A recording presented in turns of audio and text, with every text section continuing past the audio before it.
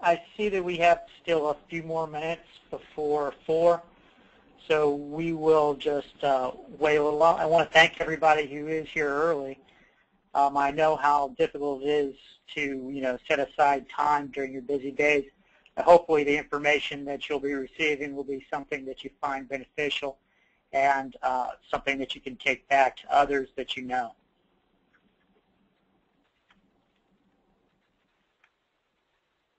So we'll take just a few more minutes to let the other individuals. It was slated for a 4 o'clock start time, correct?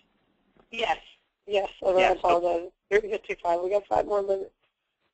Just got a few more, and then we'll go. So if anybody has to make a run.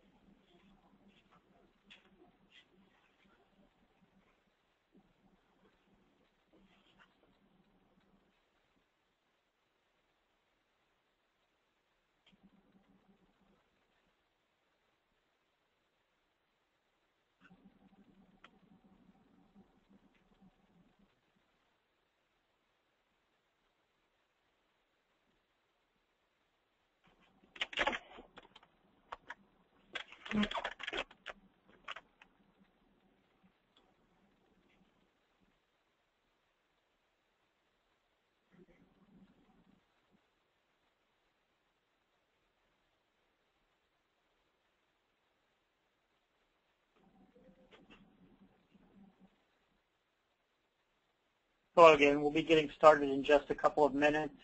Just as a reminder, if you have any questions or if you have any difficulty hearing me, just type your information into the chat box, and Amber will be bringing it to my attention. We have just a couple more minutes for anybody who might be coming on, and then we'll be getting started. Thank you.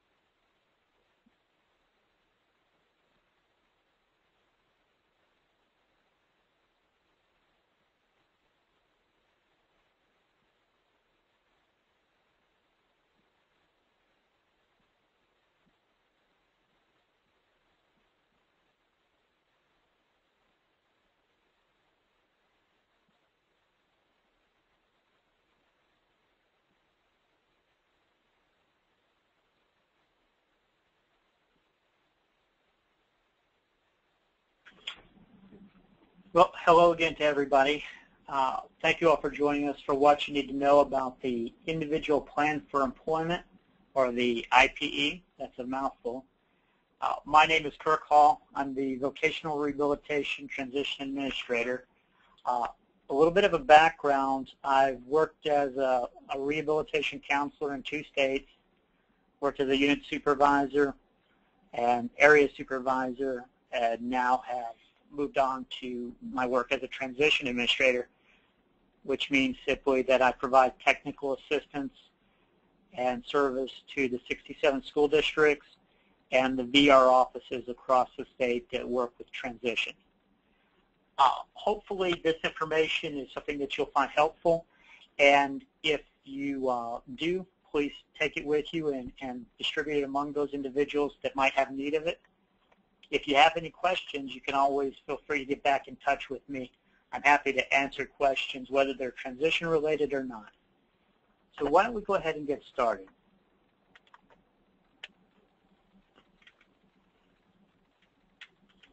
Okay.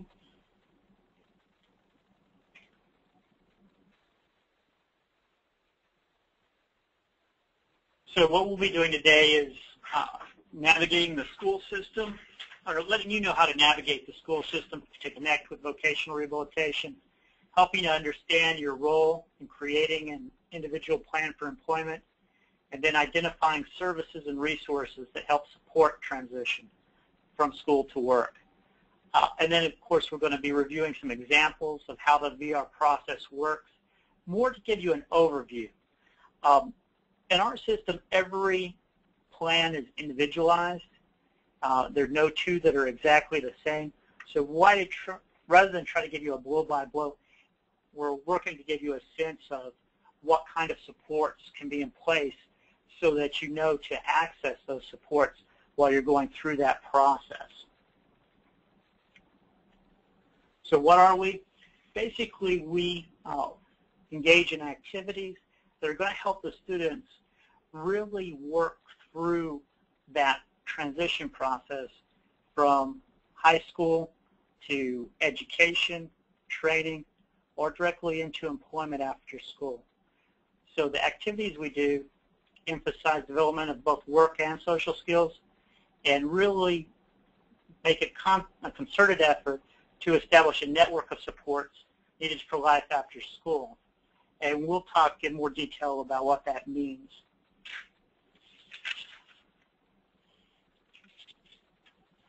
So VR is a process of steps. Now, I'm not going to go into a lot of detail on these steps. If you go to our website and look at the VR Handbook of Services, this is all included in that Handbook of Services. But this gives you an idea of the different stages and what's involved with them. Some things I'd like to point out, that an application for service, we take in all kinds of information, a person's background, their living situation, their education, what things they're interested in. And we do that to really get a holistic view of what's going on with that person. And then we take that information and we evaluate what kind of condition or disability they may have and how that would impact them either being able to get or keep a job. We have 60 days to make that determination. We try to use existing records, medical, psychological, or school records. But if for some reason those records aren't available or they're not sufficient, then we'll help that person to set up an appointment or an evaluation to get us that additional information. Now, there shouldn't be any cost to a person who's receiving these services while they're going through our program. Step 3, we go through some rehabilitation planning, and that's where we talk about the IPE. It's really based on that person's individual capabilities, their aptitudes, their capacities, and their interests. And we'll talk some more about their interests a little bit later on. We have 120 days to develop that plan for employment. Now, you're seeing these time frames, and you're saying, wow, that's a lot of time that goes by. Just because we have that much time to do that by federal law doesn't mean that it's going to take that long to do it. Oftentimes, we can do it at a much quicker pace. With determining eligibility for services, it really may depend on if an evaluation is needed, whether the doctors are available, whether the psychologists are available to do those things. And again, how long it takes to get them in and get their report back in order to be able to provide assistance. Step 4, implementing that IPE. Once it's in place, once we know what kind of direction we're going, then we provide all those necessary services that lead to employment as a matter of that process. Once that's been done, we look at placement. And placing a person doesn't end our process or our service. We continue to follow along to make sure that the person's stable in the job and that they're happy with the way things are going for at least 90 days. And that's different than a lot of other programs who will provide services and then even to the point where maybe they get them into employment, and then that's that. And what we found is that people really need to be secure in that employment before the program, before services really do stop. And then once that's done, we would actually close the case. With case closure, though a lot of times people, they want to be done, finished with it. We do keep case records for about 3 years after the case is closed. Simply if somebody has a problem or has other issues related to their disability or condition, they can actually come back to VR for what we call post-employment services. So if it's something related to those services we provided before, or it's related to that same disability, that same condition, then we try and make sure that they get the assistance they need in order to maintain that job or to get back into work right away. So what does vocational rehabilitation provide? Guidance and counseling. It's our #1 service. It's the one that really defines the program, is making sure that people get that vocational guidance and counseling. And just as I'll make it a rhetorical question since you won't be answering, but how many of you out there were in a situation in high school where you actually looked for guidance and counseling, or maybe you weren't looking for it? How many of you received it? And what was that guidance and counseling like? Well, for myself, when I went in, I was called to the assistant principal's office for guidance and counseling. And I was scared because usually the assistant principal did all the disciplinary action. So I didn't really know what was going to happen. But when I got up to go, everybody went, ooh. Anyway, I got there, and they said, hi, how are you doing? Have a seat. Do you have any plans after high school? And I said, yes, I'm going to go into the military. And they said, fantastic. And I saw them check a box or something on a piece of paper. And they said, thank you, that's it. So that was my guidance and counseling. Now, we want to make sure that the individuals there at high school aren't getting that level of assistance. And even that level might be more than what some people received. Other services we assist with are psychological and medical assessments. Those assessments that we provide or for determining the person's eligibility for our program, or in terms of developing that plan for employment. Assistive devices, we can provide technology evaluations and equipment.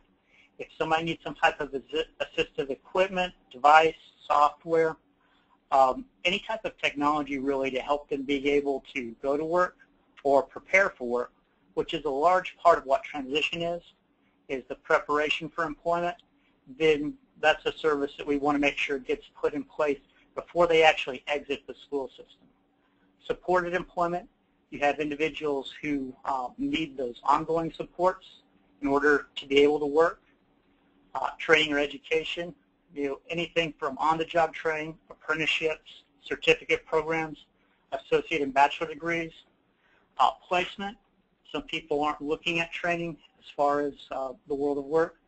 We look at, getting them on the job, making sure they're stabilized, following along, and then, of course, making sure that everything's in place so that their case can be closed. And this is just really a sampling of the services we can provide. When you look at everything that VR could potentially do, we'd probably be talking all day. So if there's something that you're wondering about, can VR do this, or is this something that you'd be able to assist with, the best thing to do is to ask the question. And the counselor who's working with you will be able to tell you, yes, we can, no, we can't. And if they can't, they should be able to tell you or explain to you why that is, give you the rationale behind that. So some of the common misconceptions about vocational rehabilitation, some of the things that we're not an entitlement program, and especially in the school system, there's some confusion about what that means, and not necessarily by school individuals, but for instance, while you're going through school, you still have to be eligible for services, but if you're eligible, then you actually will get, the same level of assistance as anybody else who's eligible. With vocational rehabilitation, that eligibility goes directly into an individualized program. So you may get a lot more than the next person, or you may get less than the next person. It all depends on what you need in order to be able to obtain an employment goal. So our program is very individualized, whereas an entitlement program is more generalized. It's kind of the one-size-fits-all approach, making sure that everybody gets a certain level of service, whereas ours, it's really dependent on what that person needs. We're not a scholarship program. A lot of times because we assist with training or education, people think of us in terms of a scholarship. We definitely assist with financial needs. And in training, for us, we do have a financial needs test, but things like training and placement are not among those services that require that anybody participate. So if those are your needs coming into the program, there's not a financial participation for individuals to receive either of those services. We're not a training facility. Some people come in thinking, okay, vocational rehabilitation, what kind of training do you offer? Again, we work with lots of different systems. We work with colleges, universities, career and technical schools. We work with private vendors, public vendors, all over the state. And so we actually train in nearly every type of occupation. Some people come in and think, okay, well, what jobs do you have available? We're not a job bank. We will help people align, make sure that they have that connection to and what they need to get that job, and then we'll even help them to get the job. But we don't have, say, a list of jobs, and here are the jobs, and you get to choose among those. It really, again, is part of that planning process to identify a good goal for the person and then help them with the services they need to get to that goal, which basically means almost any type of job. But there are some other things we'll talk about that. We'll talk about in a few moments. And we're not a single event. We're a process. You kind of saw that at the beginning where it showed that vocational rehabilitation is a process of steps. We follow along those individuals and we work with them from the time that they're referred to the program through that eligibility process and planning process and really through the receipt of those services. Sometimes that means 6 months worth of a program. Sometimes it could be as much as 7 or 8 years. It really depends on what that individual needs in terms of that rehabilitation program or that plan for employment. So it's definitely not a single event. It's typically a lot of different supports put in place to help them make that transition into work. So who is it that should be referred to our program? Really, you're talking about individuals within the school system, and we do work with adults as well, but as a transition measure, we're talking right now about those individuals who are in the school system. Those are students that have a 504 plan or an individual educational plan, or they're at high risk for dropping out. Now, they may or may not have a disability if they're at high risk for dropping out. The main thing we want to do there is make sure that we have the opportunity to help educate them about, first of all, what are their options if they stay in school, because we want to emphasize that. But at the same time, if they're set on dropping out, making sure that they have access to the community resources they need so that they don't just fall off or fall through the cracks. We hear about that all the time, and we want to make sure that even if we're not able to help them as an agency, that they are able to access services so that they can take their next step on in their future. Youth that do not have an IEP, that do not have, I'm speaking the good English today, you'll have to forgive me, youth that don't have an IEP or 504 plan, but they do have a disability or condition that will interfere with work, and that includes preparing for work. So if they have something that would give them a problem with training or education, that includes that. We want to make sure that we're getting those individuals as well, because not every person with a disability or a condition has an IEP or a 504 plan. So if you know some individuals or students like that, you really want to let them know about vocational rehabilitation services. So even if the school's not making the referral, they're getting that from family or friends, and then they can self-refer or apply for services on their own. Now, we say, well, you know, if a student has a disability, they should have an IEP or they should have a 504 plan. It's not always true. We have a lot of youth out there that might have an emotional or a mental disability where they don't need academic assistance while they're in school for the sole purpose of actually getting through the work, the academic course load. But these are people who maybe they have severe anxiety or depression, and they are going to have some trouble getting to and from work, being able to actually engage in work activities, things like that. So if you see that, or if you have that awareness of individuals, you want to make sure that they're being informed, at least to the best of your ability. It could be a friend or a family member or just somebody else in the system, and just let them know that there's a resource out there that can assist them. So when should a person apply? See that little quote up there, today was tomorrow yesterday. And that's the way it goes. Usually by the time we're asking that question, it's already too late. We should have been in the process earlier. So these are some things that I want you to take away, because it's different than the way vocational rehabilitation operated in the past. Previously, when we worked with the school systems and students, we would actually wait until they were seniors getting ready to transition out of the system. Now, if you want to help somebody and give them support, trying to get a hold and work with them when they're in their senior year is not a good idea. There's a terribly debilitating condition that overcomes many of our youth, especially that last year. It's called senioritis.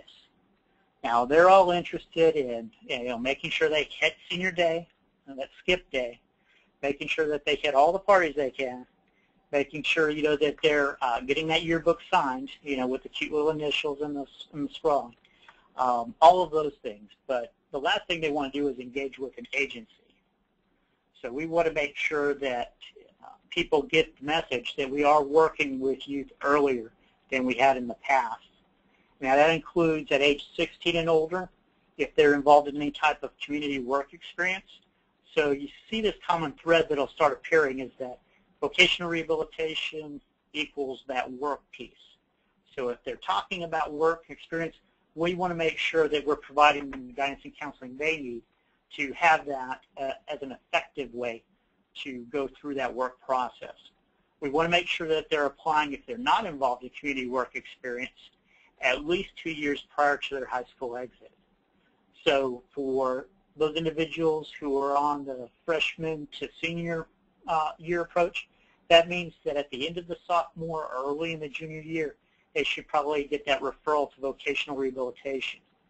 If they're an individual who's on, say, a special diploma track, they're going to be staying potentially until age 22, at least 2 years before they plan on exiting the school system. So if they've, graduated and come back as in one of the 18 to 22-year-old programs, then we can actually begin working with them in the last 2 years that they plan to be in school. So that's one of those important things. We do see that with that referral piece, we saw sophomore early in the junior year. The reason we have that there's some adults or some parents of the students who just cannot get into the school system during the school year. They have odd work hours or schedules. Actually being able to make certain appointments is very difficult, but they may be able to take a vacation or take advantage of a holiday over the summer months that they can't during the school year for whatever reason. And in that case, the end of the sophomore year is really an ideal time because we continually work year-round. So we can definitely meet with those parents and that student over the summer months if that happens to be their situation. For others, the beginning of the junior year is fine, or if nothing else, again, those last 2 years that the person's going to be in the system. So how can they refer to vocational rehabilitation and apply? So anyone can be referred, anyone can apply for vocational rehabilitation services. Now, everything that we do is geared towards employment. So if the person can't legally work in the United States, if they're in a situation where they're not old enough to actually begin work our vocational type services, then that would pose a little bit of a problem for us. So there has to be that understanding that whatever it is we're doing, it's going to be geared towards that person's work. High school transition coordinator often sets up appointments at the school, and they do that in conjunction with the VR counselor. So as they are setting up the individual educational plans, the VR counselor will come in and then meet with that student and or the parents and actually put that together. Now, in order for VR to come into the school system, you have to sign a release that invites vocational rehabilitation. And you should start hearing about that when they start talking about the transition IEP, that individual educational plan, then you should automatically start thinking about the IPE, which is the individual plan for employment. It wasn't intentional, but it seems like we tried to make it as confusing as possible. It really wasn't our intent. But when you see the one, automatically, and the words transition are in there, automatically start thinking about that plan for employment. You can also make a direct contact with the local VR office in order to do a referral. If you don't know where that is, you can go to our website. We have an office directory near the bottom of the page. It's right above the little block that says disaster preparedness, and it says the local VR office, and you can click on the map or the link, and that'll take you to our big map, which then you can look and see what's the office that's closest to you. Now, typically they'll have specific transition counselors assigned, so what they'll do is they'll take your information and they'll send out a letter for you to have an appointment with that counselor. If the date or the time aren't convenient for you, all you have to do is give them a call and set it up to a better day, better time. Sound good? I'll take that as a yes. So what's your role as far as plan development? Students, they're going to be active participants the entire course of their program. So they'll be actively engaged in developing their IPE, and then also in services they're going to have responsibilities that are going to be outlined in their plan, but the counselor is also going to have responsibilities outlined. And so if for some reason the counselor is not holding up to their end of things, they need to be able to call them on that. Or if there's questions or concerns they have, they want to make sure that they're addressing them and having discussions with that counselor. And they really need to be upfront and frank. And that sometimes is hard when you start talking about youth and having to advocate for themselves. So parents, that's definitely where they can support their young adults, help them to continue to build independence. I know it's hard to think sometimes of our child or young adult going out into the world of work and making that transition. But we have to start thinking in those terms a little bit earlier than when they're making the transition so that they can prepare themselves. I know I've done a little bit of helicoptering.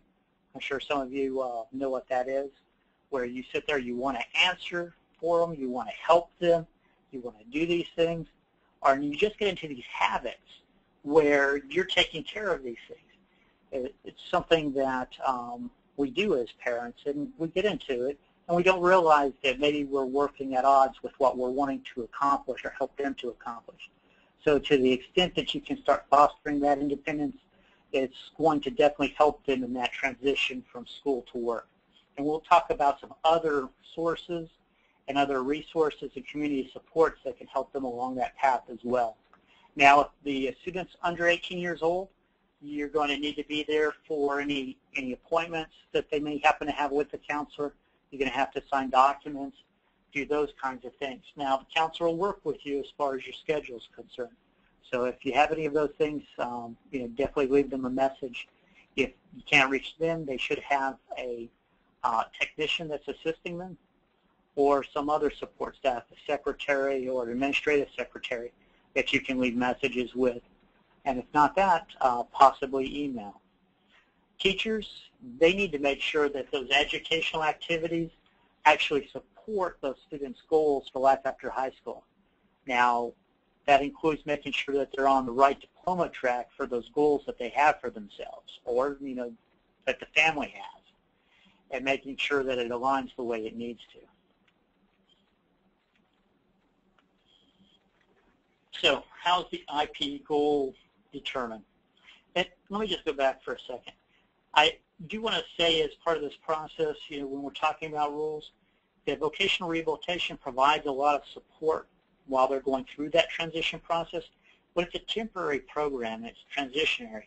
It's basically meant to buoy them up through that, and then once they're in a position where they're able to do for themselves, that's what we expect. And as they're going through it, if a person can do more than the next person, we have them do for themselves. Again, we base all of that on what the person actually needs as far as assistance. So how's the IPE goal determined? So we've already talked a little bit about employment, but employment really drives the planning process. The goal, the employment goal, has to be realistic. It has to be attainable. Basically means that once they go through, whether it's direct placement or training, that they're going to be able to get and keep and hold that job. The goal should align with that student's capabilities, capacities, and most importantly, strengths, because we want them to be in a position where they don't have to struggle day in, day out with their work or with their employment. We want them to, feel confident and feel capable when they're going about these things. The focus for the VR counselor is not only on employment, but really getting them on a career path, making sure that they have that outlined in their mind and have a good direction so that they can, achieve a meaningful career for themselves. And we don't necessarily know what's going to happen in the future.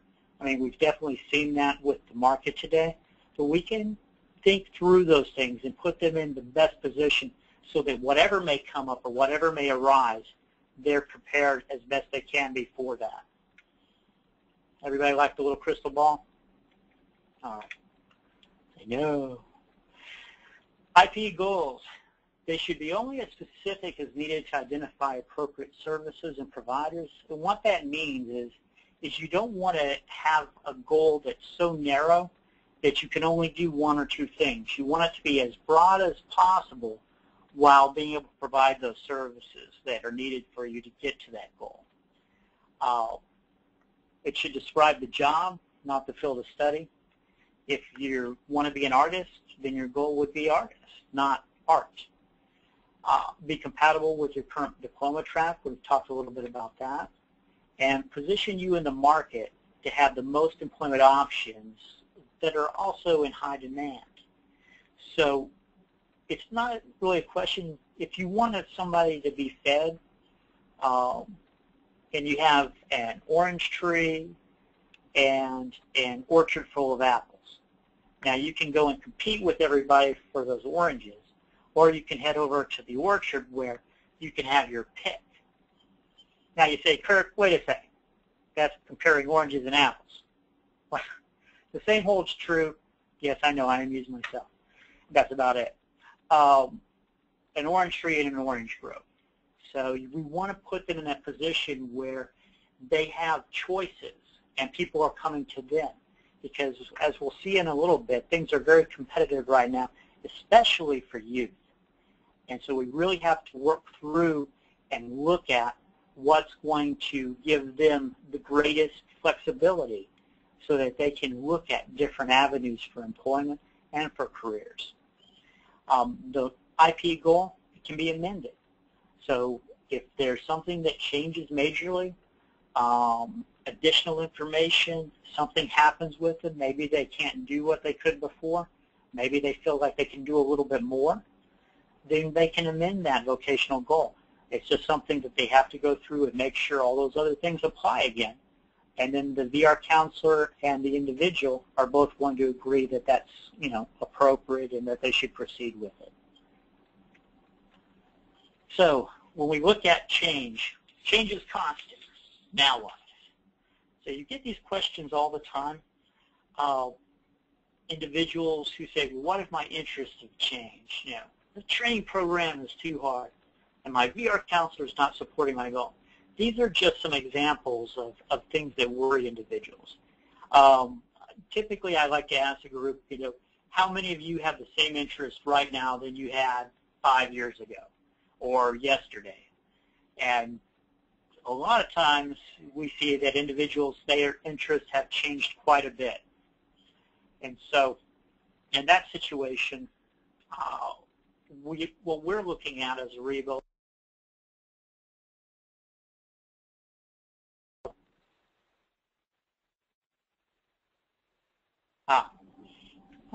What we're looking. Yeah. I'm hearing some other individuals now. So just so that you know, your phones are unmuted. I guess the system unmuted you. But if you want, typically you can use a mute button if you happen to have that on your phone. Now, person's interests change all the time throughout our lives.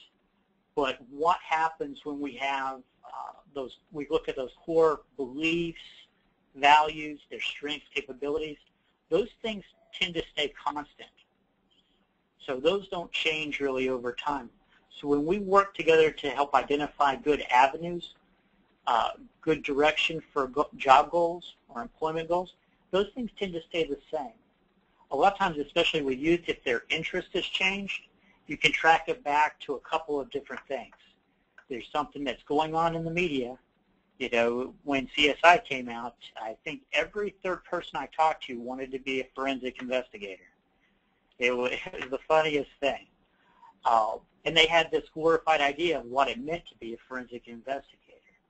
So we want to address those things, but we want to find out the reason for that. The other reason that we typically find that people want to change what they're doing isn't because they found a better fit for themselves. It's because a friend of theirs has decided, hey, I'm going to be doing this. And now they want to do that same thing. So their peers have a huge impact on themselves as well. But it's not meaning that that's going to necessarily be the best direction for them to go. So the counselor will work with them to find out what the reasoning is behind it and see if those interests are really being driven by something meaningful in terms of employment or that individual, or if it's something that we can still work with. Oftentimes the person can continue on with their friends even though they're going in two different vocational directions. Training programs too hard, the counselor really should talk with them about what's going to be available during that entire rehabilitation process. So for instance, if they find out that the program isn't working out, what is it that they were going to do instead? Is it something a little bit further back, or is it something a little bit further up, or something completely different? But those would be questions that they'd want to have addressed before the question ever arises, or before that issue ever comes up. They'll have wanted to have that discussion about, okay, where are we now? And if that happens, where are we going to go? That way it isn't a backtrack and an about face. There's nothing so difficult as having to start over. So to the extent that we can help them to avoid that, we will. My VR counselor is not supporting my goal. Now, other than just looking at the negative that it's not being supported for whatever reason, they really need to find out why are they not supporting this. What is it about this particular goal that doesn't make sense to them? And if the reason is X, Y, and Z, and you can provide that information, that counselor may then change that course of thought. It could be a situation, just as an example, where a person's levels make it impossible for them to actually begin a program that would lead to that particular employment goal. In that kind of situation, they can definitely work at bringing those levels up as a means of getting back into that employment process. are actually getting back into the planning part of the process and determining what would be a good goal for them. So one of the things that comes up a lot is, and it's really difficult for youth to be able to actively participate if they haven't worked before, if they haven't held jobs before, and especially if the youth in question is somebody with a severe disability. On average, it takes about 3 jobs before a person can really meaningfully contribute to that. What we've seen is for individuals that we've helped place for the first time in employment, one of the things that that they deal with, they work with, they start that first job, and they come up to the rehabilitation counselor and they say, "Oh, I hate this job. This job is awful." So the rehabilitation counselor works with them, gets them lined up into another job. They come up on that person and they say, "You know what? That job's even worse than the first one. I don't know what you were thinking putting me into the second job. I know we tried the other one first, but still, come on now." So then they go on, they go, "All right, let's try another job." And number 3, they get up there. And miraculously, what happens? The person says, "I hate this job. This is worse than the other 2. But, Mr. Counselor, I really did like that first job. I just didn't know, because I had no perspective, what a good job was or what kind of environment I had there." Because oftentimes you can be in 3 different jobs that are the same job, and you know that the work environment makes all the difference. So until people, and I say people, youth, have that perspective from having worked, it's very hard for them to contribute, fully contribute, actively participate in that rehabilitation program.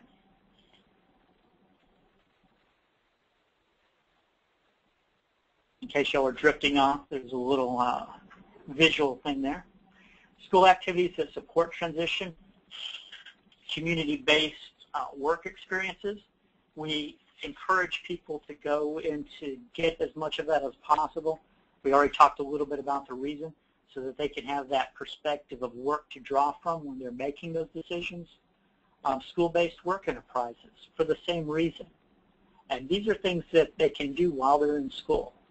The schools often have high school, high-tech programs, or sometimes they'll have available project search. Those are both good avenues to get some work experience, social and academic clubs and organizations. Extracurricular sports, and I say they're supporters, because you don't have to be engaged in the actual sport itself to be able to benefit from it. You could actually be one of the individuals, the boosters or the supporters that go through that. And all of these are activities that are going to help the individual.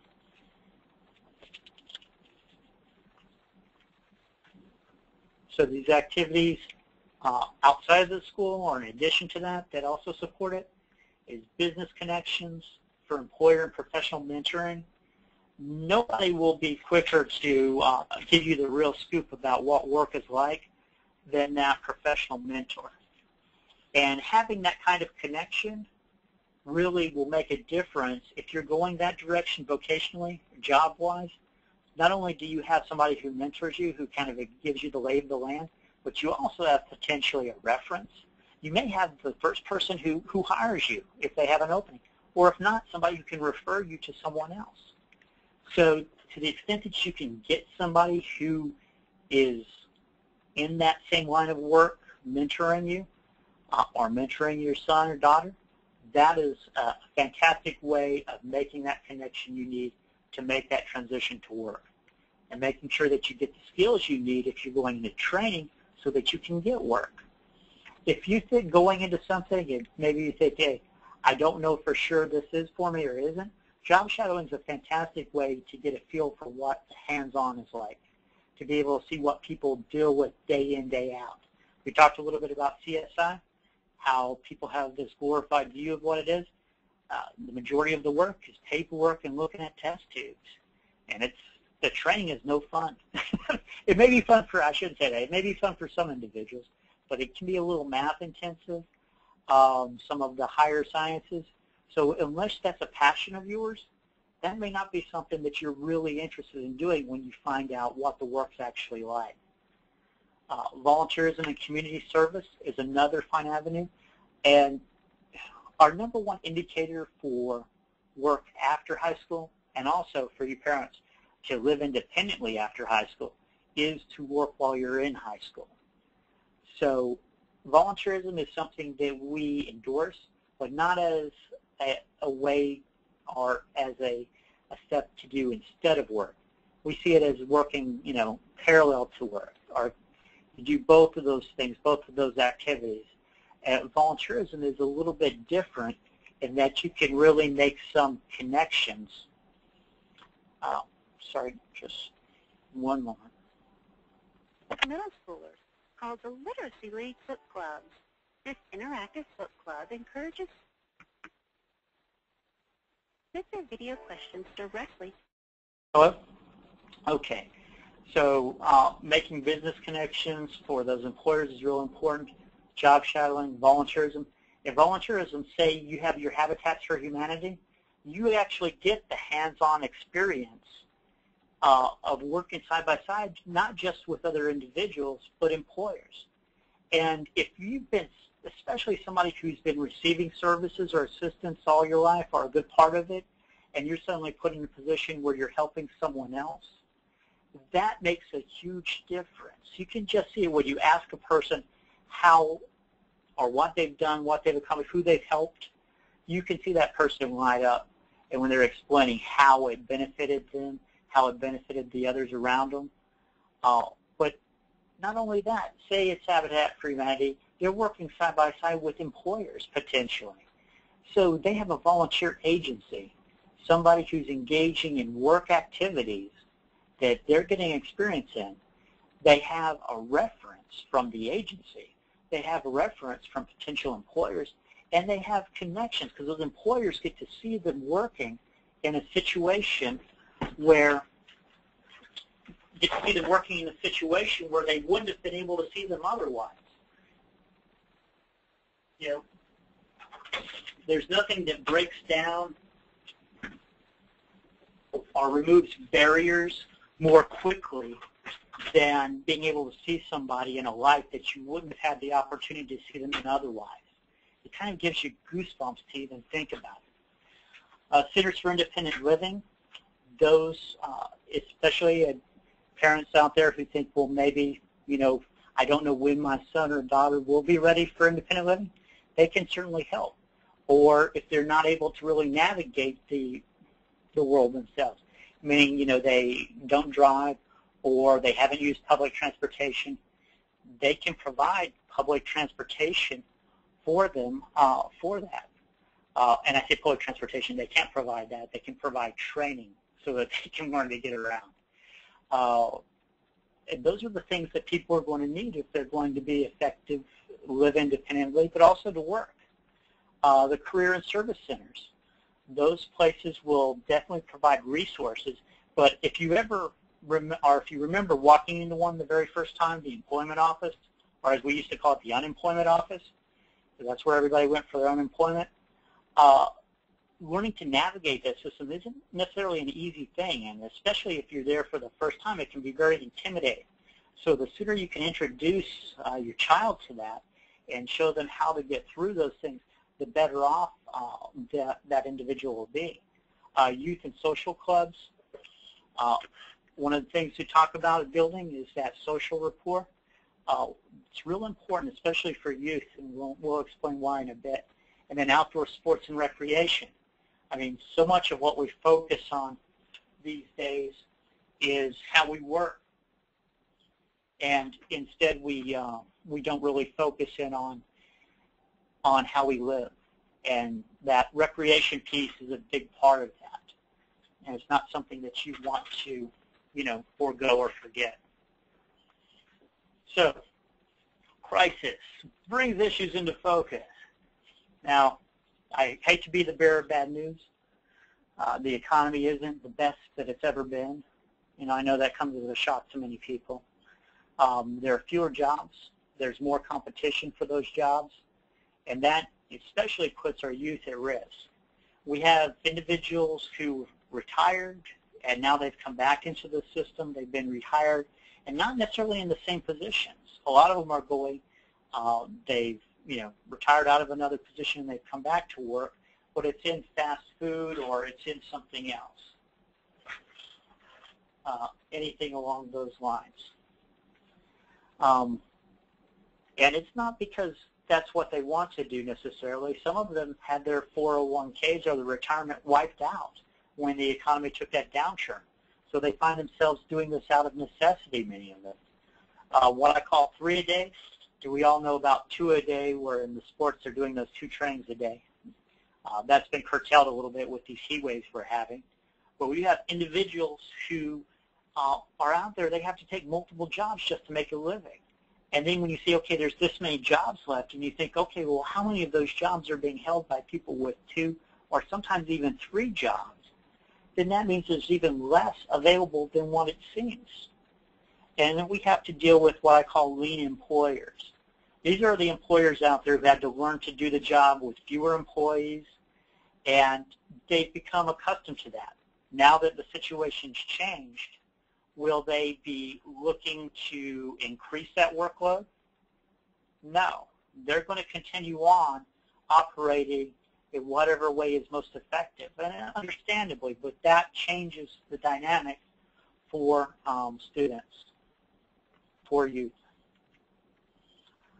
So we want to talk a little bit about the VR process in motion, give you some examples of what happens, or what you can expect, what it is that vocational rehabilitation really brings to the table. So will a bachelor's degree from a university or state community college earn you more? Oh, this slide right here, it's like, well, what do we know? And I put this in here really to give you an idea of some of the things that come up during guidance and counseling with individuals. And a lot of it's about education for that person. It says, will a bachelor's degree from a university or a state community college earn you more on average? Now, I know you were thinking, well, duh, it's the university.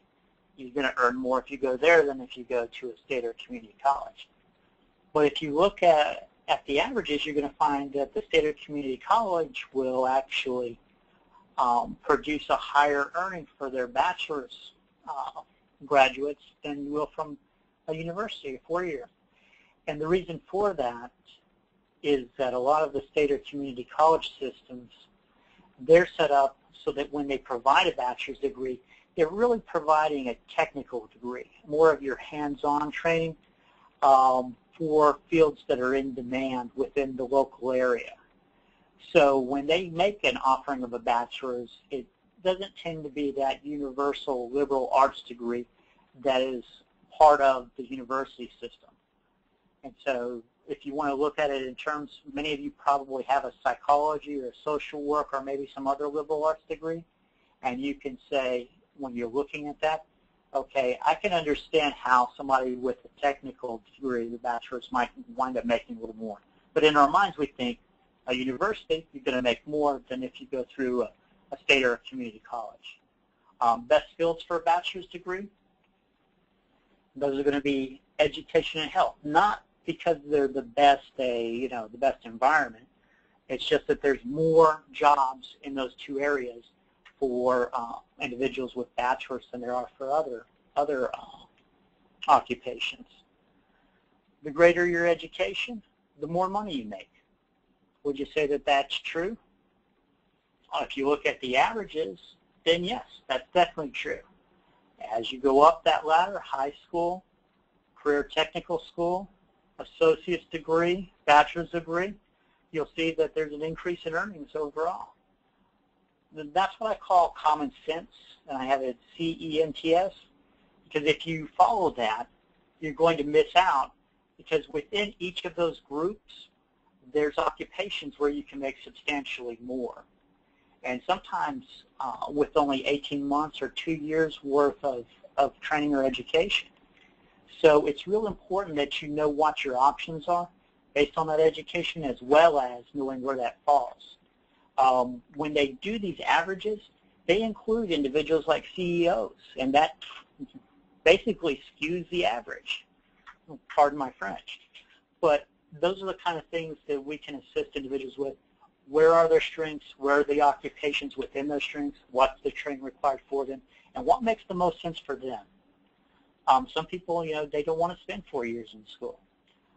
Some individuals, school's not even an option for them because they feel like they have to make a living starting today. And we have that body of work where we assist any of those individuals and try and work through and figure out what makes the most sense in the assistance and services that we provide. Floridians with a bachelor's degree, you say, oh, that'd be a huge amount or small. It's about 40%, give or take, which becomes important a little bit later. How many starting a 4-year degree finish? About half. And I have down here, know your exit strategy. So you have individuals, you see a little green thing on the side of the screen. Somebody's heading out, their exit strategy, they've exited with everybody else. They had the same exit strategy, but it wasn't necessarily the best.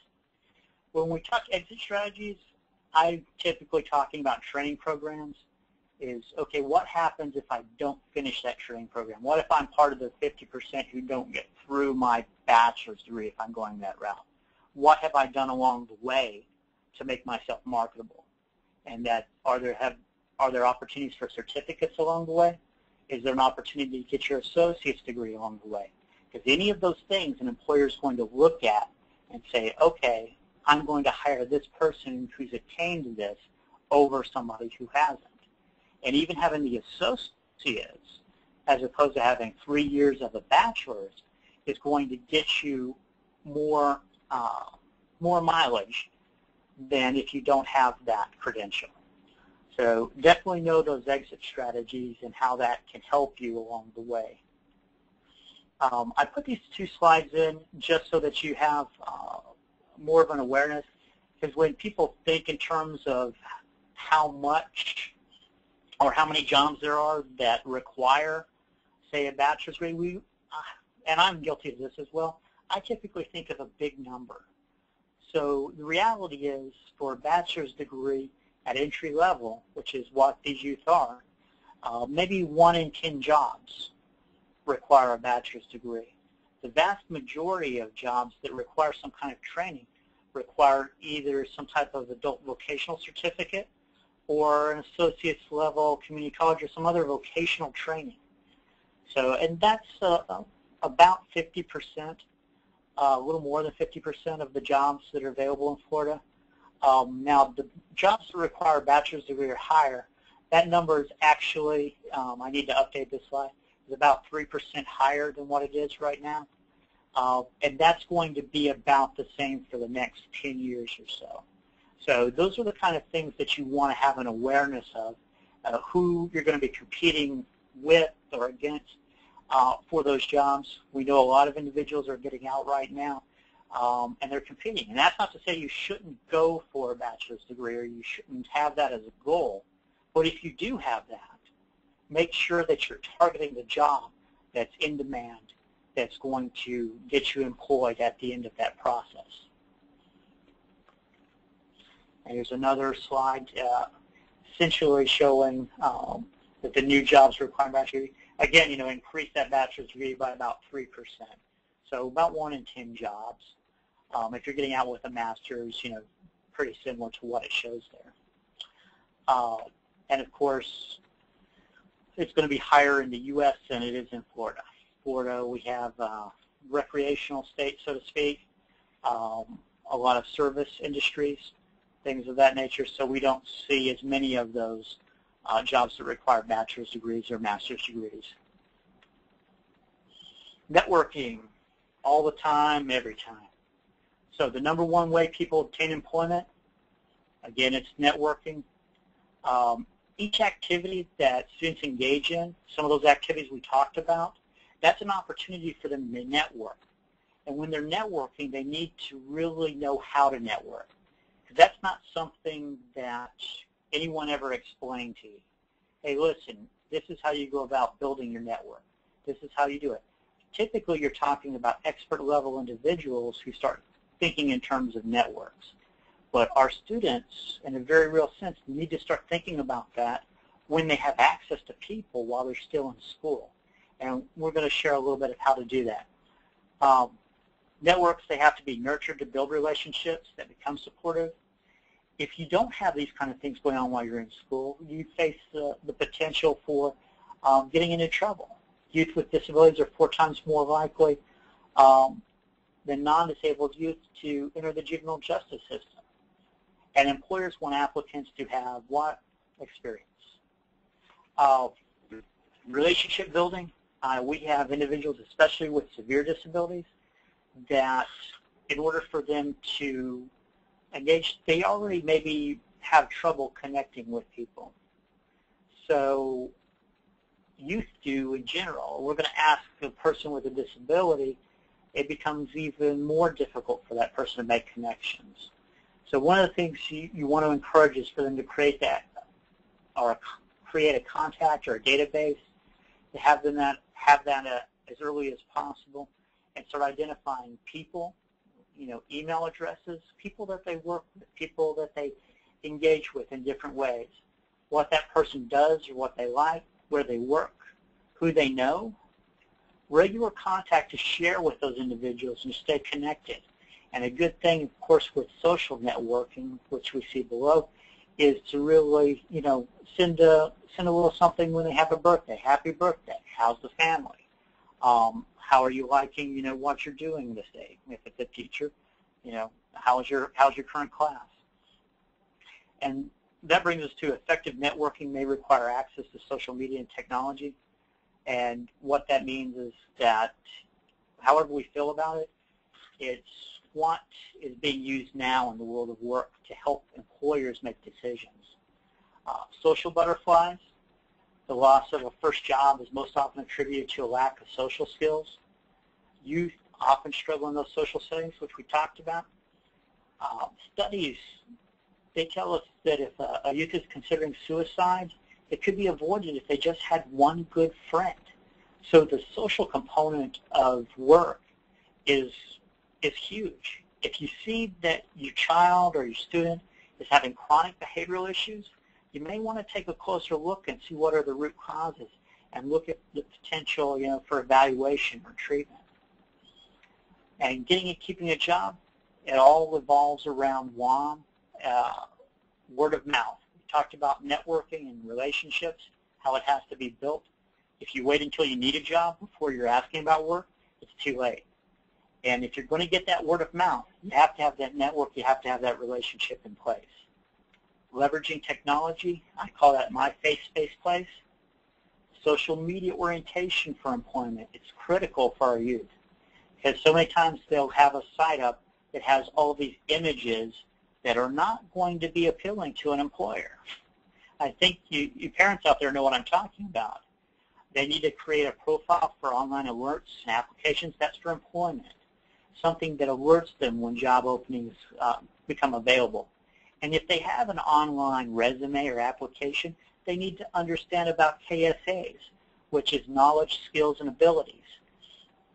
People aren't reviewing the online resumes and applications like they did in years ago, like they did previously.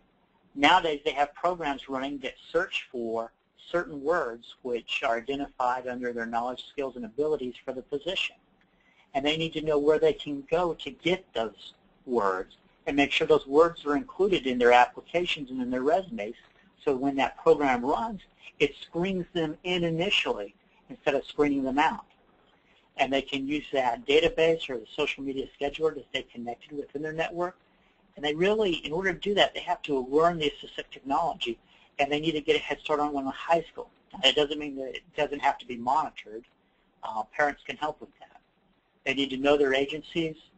All of these are things that VR can assist with as far as identifying who else they need to connect with. If you have a person who qualifies under the Agency for Persons with Disabilities, you need to do that as early as possible. And our real goal, I say this, needs versus wants. And what we really have to do is make the needs equal to wants. So what you need is also what you want. and I have there the best way to do it, it's up there on the chalkboard, is to have fun. Because you need to have fun, you want to have fun. If you make it fun, then those needs become something you want to do. So if there are any questions, I think we can go ahead and open it up.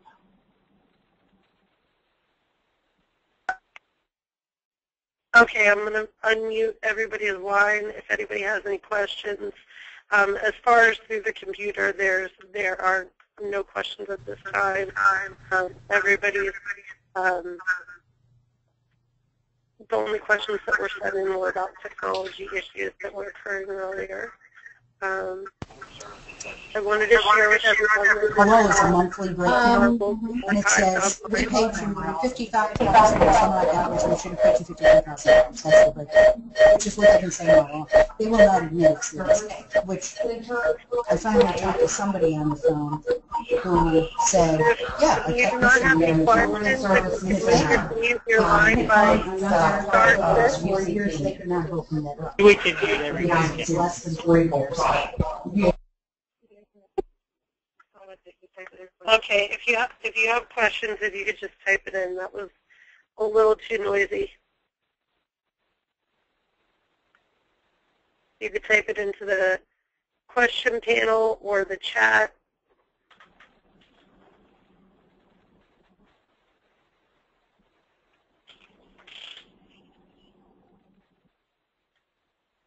Okay, it looks at this time there are no questions. Well, and hopefully that was because everybody received what they were looking for. If for some reason this missed the mark, please, by all means, get in contact with me. You can reach me by my email address or telephone number, and I'll be happy to answer any individual questions you may have about your specific situations or anything that you were hoping this was going to provide.